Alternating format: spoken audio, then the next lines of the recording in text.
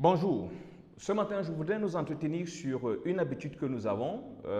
Peut-être nous l'entretenons par ignorance ou je ne sais pas, ou par mauvaise foi, mais il faudrait quand même nous revenir là-dessus. Il s'agit de l'expression au nom de Jésus que nous utilisons lorsque nous devons peut-être faire la délivrance ou lorsque peut-être nous sommes face à des situations difficiles. Ce qu'il convient de noter ici, c'est que d'entrée de jeu, au nom de Jésus n'a jamais été une formule comme une formule magique, une formule abracadabra pour régler les situations. Au nom de Jésus a plusieurs significations d'abord, dont la première est en mon nom, c'est-à-dire de ma part, par rapport à moi, fondé sur moi, partant de la relation qui existe entre nous. C'est un peu comme si vous devrez aller rencontrer quelqu'un, une autorité de la part d'une de ses connaissances, par exemple. Donc, il ne s'agit pas ici d'une formule. Au nom de Jésus, donc, renvoie à une relation, suppose, suggère ou exige qu'il y ait une relation entre celui qui est en train d'aller au nom de Jésus et ce Jésus.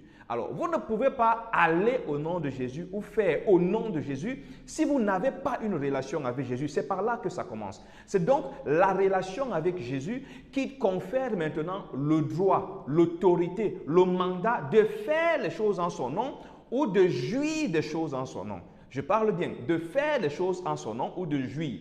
Quand je parle de jouir des choses en son nom, nous allons revenir dans le livre de Marc que nous aimons bien lire et je voudrais que nous lisions ensemble pour ne pas nous perdre. Voici les signes miraculeux qui accompagneront ceux qui auront cru. En mon nom, ils chasseront des démons, ils parleront des langues nouvelles. Marc 16, 17, nous avons lu dans la version du semeur. En mon nom.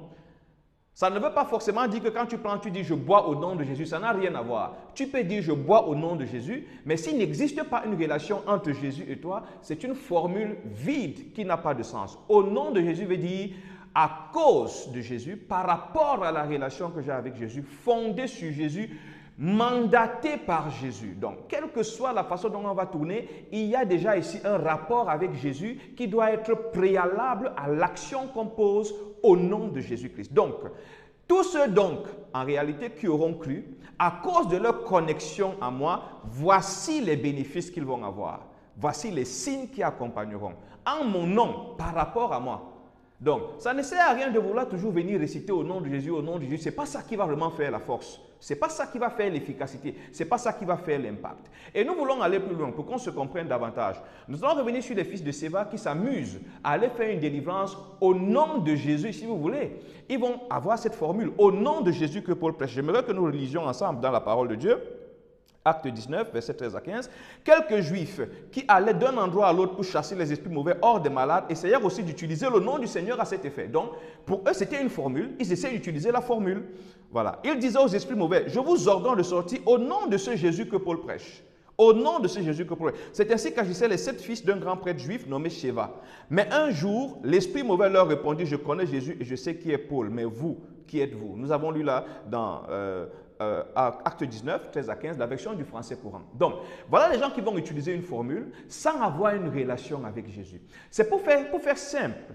Face à un démon, ce n'est pas le fait que vous dites au nom de Jésus qui va faire que le démon tremble. Non, c'est la relation qu'il y a entre Jésus et vous. Or, il faut savoir une chose.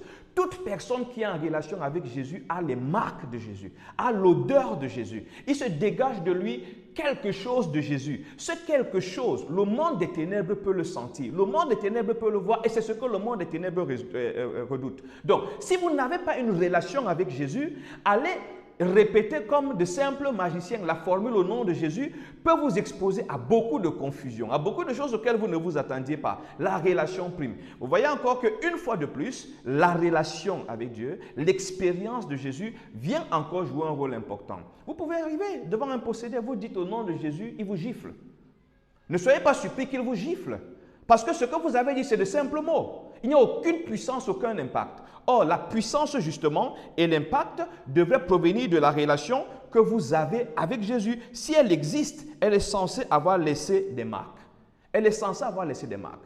Cette relation avec Jésus doit vous laisser une odeur, doit vous communiquer une certaine senteur, doit permettre qu'il se dégage de vous quelque chose qui renvoie justement à lui.